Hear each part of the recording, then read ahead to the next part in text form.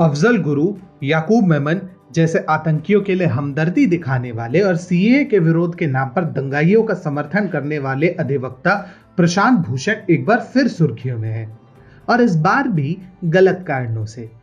Supreme court ने हाल ही में जनाब के भड़काऊ ट्वीट्स पर संज्ञान लेते हुए क्रिमिनल कंटेम्प्ट यानी आपराधिक रूप से अवमानना का मुकदमा चलाने को मंजूरी दी है। इस मामले की अगली सुनवाई 5 अगस्त को होगी। Justice Arun Mishra, justice BR Gavai और जस्टिस कृष्ण मुरारी प्रशांत भूषण एवं ट्विटर इंडिया के विरुद्ध एक मामला सुन रहे थे, जिसमें प्रशांत भूषण ने मुख्य न्यायाधीश एस.ए. बोबड़े के नागपुर में बाइक चलाने पर आपत्तिजनक टिप्पणी की थी। जस्टिस मिश्रा ने इस विषय पर प्रशांत के भड़काऊ ट्वीट पर आपत्ति जताते हुए कहा कि यह ट्वीट अवमानना के दायरे में आता है और टाइम्स ऑफ इंडिया को भी ट्वीट का प्रचार करने के लिए कटघरे में खड़ा किया। परंतु बात यहीं पर नहीं रुकी।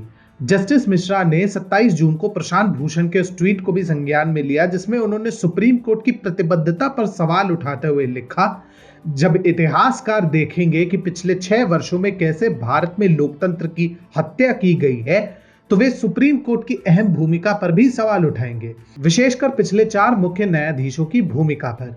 यहां इस ट्वीट में पिछले 4 मुख्य न्यायाधीशों में justice Tirath Singh Thakur, justice Jagdish Singh Khehar, justice Deepak Mishra और जस्टिस रंजन गोगोई की बात हो रही है।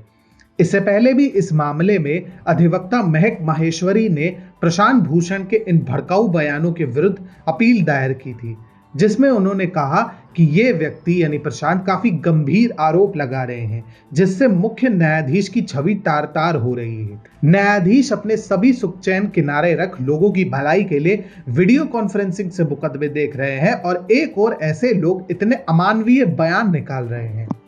इसके अलावा सुप्रीम कोर्ट ने ट्विटर इंडिया पर भी नकेल कसने की तैयारी शुरू कर दी है। INS की रिपोर्ट के अनुसार पीठ ने ट्विटर से सवाल किया कि अवमानना की कार्रवाई शुरू होने के बाद भी वह खुद ट्वीट को डिलीट क्यों नहीं कर सकता। ट्विटर के वकील ने जवाब दिया कि वह इस मामले को समझते हैं और अपने मुवक्किल को अदालत की इच्छा से अवगत कराएंगे।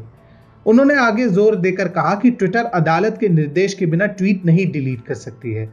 सुप्रीम कोर्ट ने स्वतः संज्ञान लेते हुए ट्विटर पर शीर्ष अदालत के खिलाफ कथित रूप से अपमानजनक टिप्पणी करने के लिए भूषण के विरुद्ध अवमानना की कार्रवाई शुरू की है। इसके अलावा सुप्रीम कोर्ट ने ट्विटर इंडिया को यह भी फटकार लगाई कि क्या वो इतना अक्षम है कि सुप्रीम कोर्ट के आदेश के बिना ऐसे लोगों के विरुद्ध कार्रवाई नहीं कर सकता।